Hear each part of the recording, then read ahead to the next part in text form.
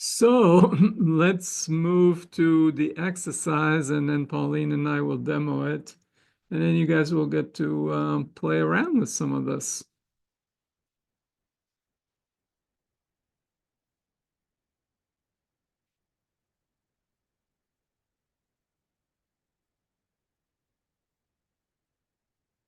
So you're gonna, I mean, I'm purposely knowing that some people or many people are likely to have difficulty with fierce and tender and balancing and integrating those. I did kind of a quick run of that here with you, but you're going to get to do that in dyads, and you'll have a little more time, and you'll see each other doing it, and that might be helpful. So there'll be one part where, first you'll be put into dyads, and then you'll take 1 minute to say hello and introduce yourselves, each 1 minute. Then one of you will go first, and you'll go through 4 steps. The first step is to, again, feel into this quality of fierceness and notice the posture, attitude of that. And then take an image with that and create a selfie, put it in one hand. So that will be 1 minute. And I'll be calling out the timering, so you don't have to keep track of time. My voice will come through the thing in the breakout rooms. And then you'll let go of fierceness, shake it up, and feel into the part of you that feels tender and soft. And again, notice the postured, the attitude, the body posture of being tender. And take a selfie of that, and you put it in the other hand. And so that will be a minute where you get to experience being tender. And then you let go of the tender and repick the first hand, the selfie from being fierce, and re-inhabiting the fierce quality. And then you let go of that and repick the tender soft from the second hand, and you go back and forth just briefly for 1 minute. If we had more time, the more time you have to kind of stabilize in each before you go back, and you get more and more familiar, and your body starts to have embodied memory, that can be helpful. So if you like this, you could play with it on your own at home, and until you kind of get comfortable with these energies and they become familiar in your body, and then it's easier to recall them when you need to. So after you do a little bit back and forth, you'll do this technique of stepping back, opening the aperture of the awareness, and feeling and both hands, and feeling both energies, and seeing whether you can find the dance, the integration of being fierce and tender. So that's the first part that you're going to do.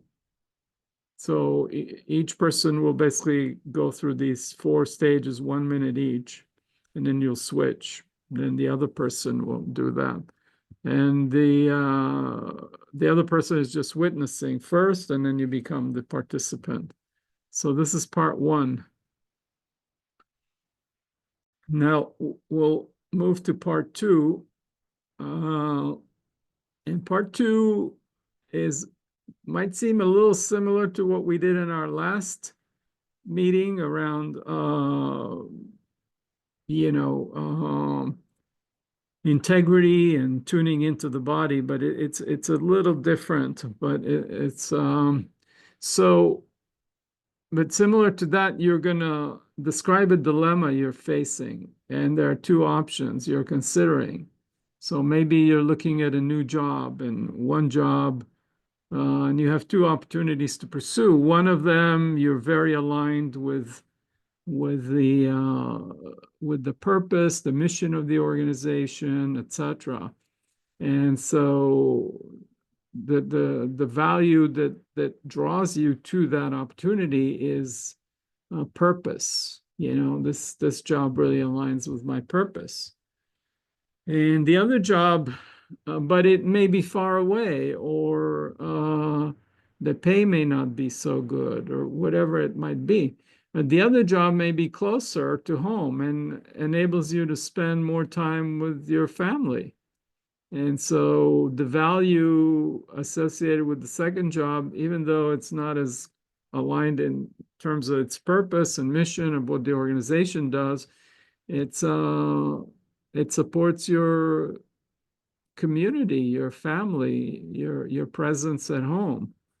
And so one of them is family value, one of them is purpose, or whatever it might be.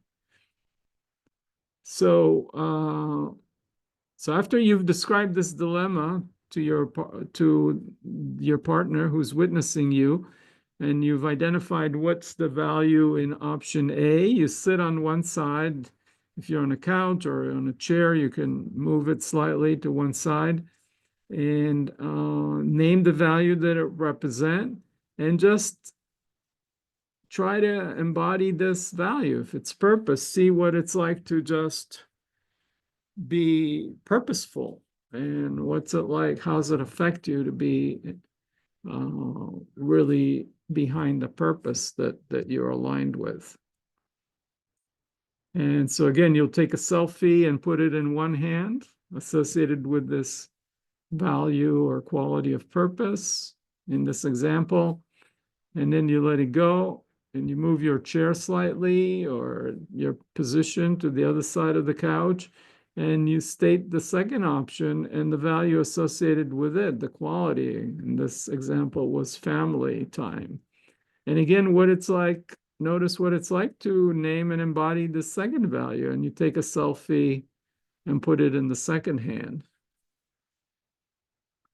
And then you do this thing we've done here, but you'll have a little more time. You'll spend 2 minutes going back and forth between, you let B go, the value associated with B. You sit in the middle, and you don't need to move your body from one side to another anymore. You just sit in the middle, and then after you let go of B, and then you pick up A, the value associated with A, purpose. You feel into what's it like to be aligned in purpose.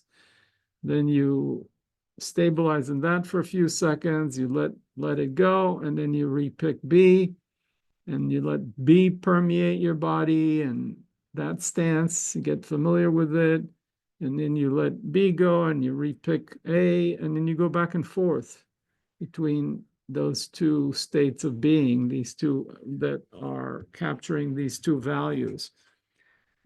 Now, of course, in some decisions, there are many, many values, but we're just, and it gets more complicated, but this just gives you a taste or of the tool that you could use. And then so after you've gone back and forth between A and B, you step back as if you're watching both hands from about 5 feet behind your back and holding both in your awareness. And what's it like when you include both of values associated with A and B? Both are important, being purposeful and having quality family time. Now, maybe once you've kind of integrated it, maybe then your mind says, okay, well, maybe there is a job out there that can get me both. Maybe there isn't, but it's good to at least feel into the possibility that those two can coexist. And then we can pray for that. We can vision that. We can set the intention for that. But once we've laid the neural pathways in our brain, then maybe the universe can also support and lay the pathways for us to get there. And sometimes it's not possible, but at least good to see what it feels like to have both. So that's two minutes again. And then you'll switch, and then you'll have 2 minutes just at the end to debrief. So, is that all clear? Any questions? Should I try and demo this with Pauline, or is it clear? So the first part is independent of the second. It's not a crossover or any. It's two separate Yeah, exercises. yeah. But you'll do it with the same partner, so.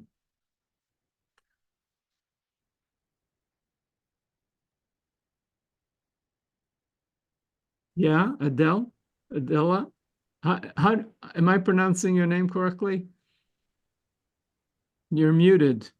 Okay, my name is Adela with an A at the end. Uh-huh. Um, I have a different brain to most people. I have something, I hate giving labels because it's called a multisensory aphantasia. So I have no sensing. I've never seen a picture in my brain in my life. And I work mainly with intuition. So to remember any of this exercise is quite difficult for me. I was able to do it with you because it's there in the present. I'm basically work with my intuition and live by my intuition. Uh-huh. So it's so. And the other thing I want to say is that as much I want to be honest about this, that it's fine you saying, well, fierce is, there's another meaning to the word fierce. And I get that, but fierce, as Declan said, maybe I'm slightly different, has very negative. I would never want to be fierce. I want to be powerful. I want to be strong. But fierce is not a word that I resonate with, and it's not something a quality I want to have. So what do I do Uh-huh. about that? Okay. Well, first of all, thank you To do for, with the past. To do yeah, with the past. I know that.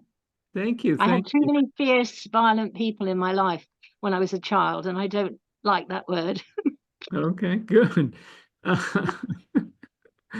Uh, well, right now, I feel like in this very interaction, you have embodied both vulnerability and maybe I'm not going to say fierce, but I'm going to say powerful.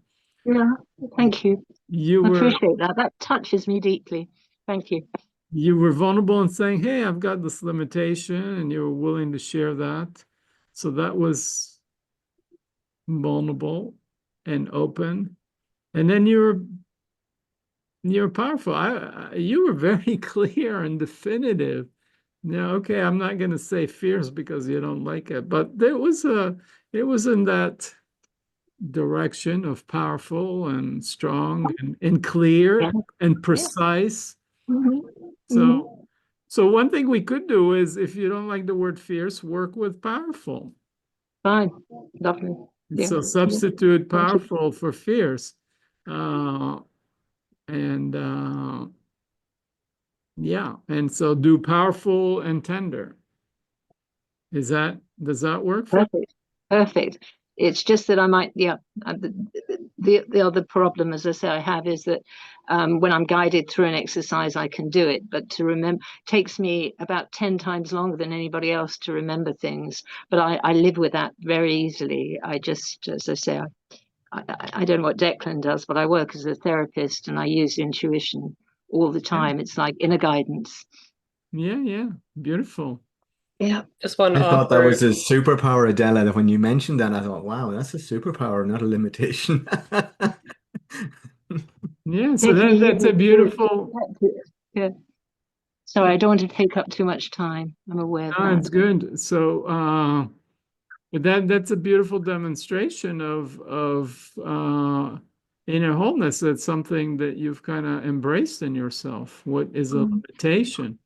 So maybe earlier in your life you're like embarrassed, ashamed, or whatever to share. Oh, everybody else seems to be, or most people seem to be able to do it, but I can't do it so mm, easily. And now you're like, oh, okay, well, that's just part of who I am. And you seem to be comfortable. So, mm, so you, dare I say, have some level of integration and inner wholeness around it. mm. Yeah. Yeah.